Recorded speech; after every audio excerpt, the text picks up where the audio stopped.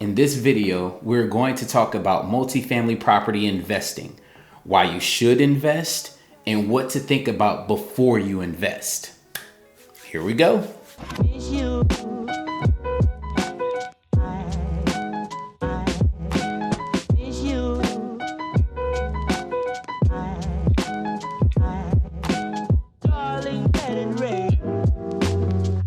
Hello viewers, my name is Eric Pinkney, owner of Pinkney Estates.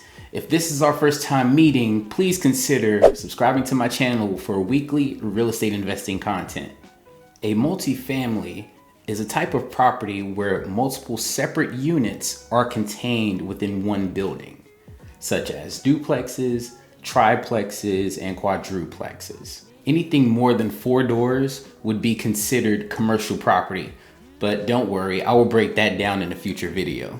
Here is why you should invest in multifamily properties. The demand for multi-unit buildings are not as high as single-family homes, meaning less competitors. The fewer the competitors, the more opportunities you have for future deals. Investing in multifamily properties will help you scale your business faster. In several cases, a multifamily home can cost as much as a single family home. I don't know about you, but I would rather have a single building with multiple doors generating income that doubles, triples, or sometimes quadruple the amount of a single family home. Less maintenance. It is easier and cheaper to repair a problem in one building versus several single family homes. Let's say you own 4 single family homes and you have to replace the roof on all 4. Now, would you rather do that, or would you rather replace the roof of a quadruplex? Another reason of why you should invest in multifamily homes is that you get to live for free through house hacking. Now, if you haven't seen my house hacking video, the link is in the description below. My favorite reason of why you should invest in multifamily properties is that it is less emotional. It is more about logic and strategies versus emotion. Fall in love with the numbers, not the property. Here are the things you should know before investing in multifamily properties. Goals. What is your goal for real estate investing? It's more than just making money. Use reverse thinking with your end goal in mind and then come up with the path to get there. For me, my goal for real estate investing is replacement, meaning I want my portfolio's monthly income to replace my career salary. I want my money to work for me, not me working for the money. And you can have a different reason. Let's say that you want your residual income to pay for your mortgage or to take more trips.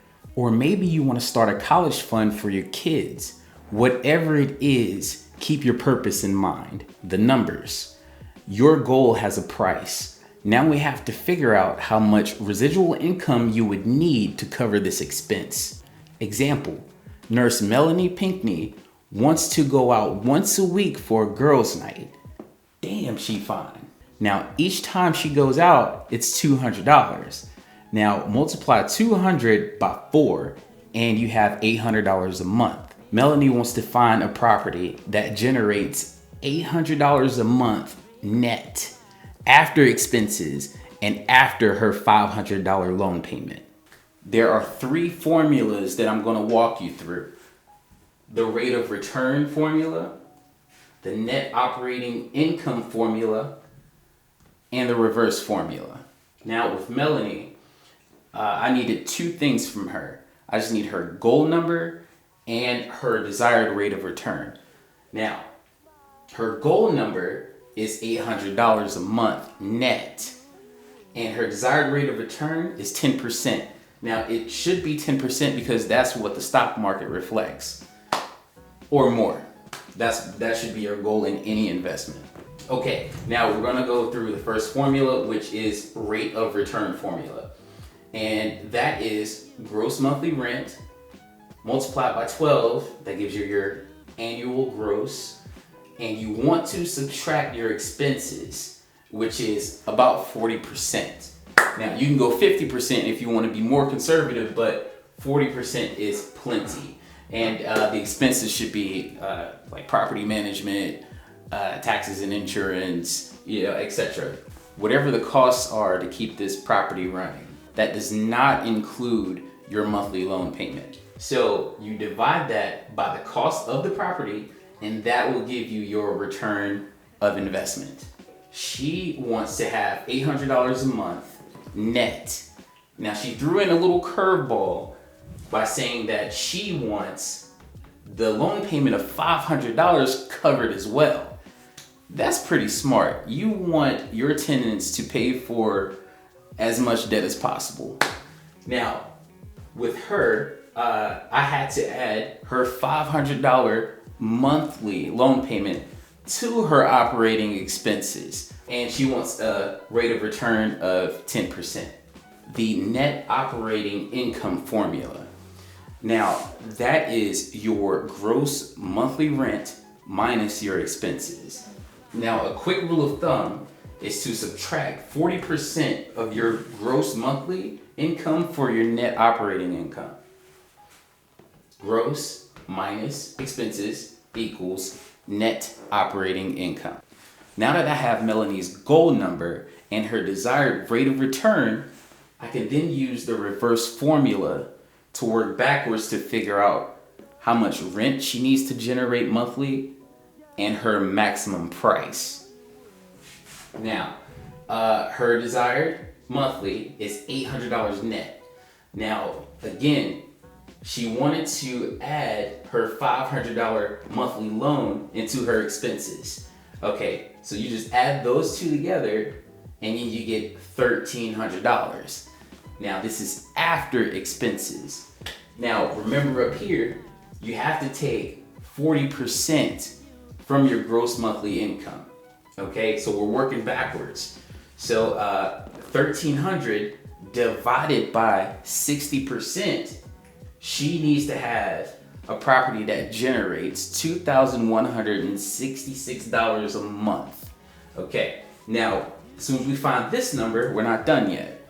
You have to go up and say 2166 multiplied by 12 months gives you an annual, gross annual income of $26,000.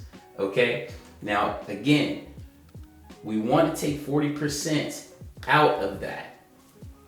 So 26 times 60%, 0.6, gives you a net annual income of $15,600. Now you take that number and you divide it by 10% because that is her desired rate of return. Her max price should be $156,000. Now using the real return on investment formula, her max offer should have been $96,000. But remember, she wanted to add her loan payment to the expenses. When Melanie figures out her formula, she can then reach out to her realtor to create a custom search for her. Your exit strategy. You should always have an exit plan before putting a property under contract, even if you plan on holding on to it. Here are a few reasons why you should have an exit strategy. Refinance. Lower your monthly rate to increase cash flow. Cash out refinance. Pull the equity out of the property so that you can invest in more properties. Or flip after fixing to maximize your profits. It's time for the Toasty Tip of the day. Toasty! Figure out your purpose and goals before investing. In the link below, there is a PDF cheat sheet to help you figure out your freedom number.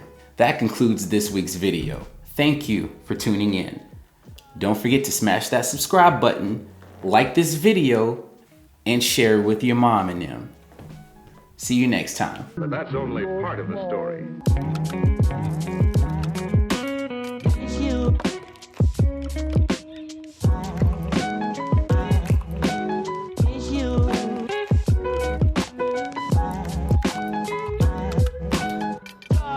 red and red.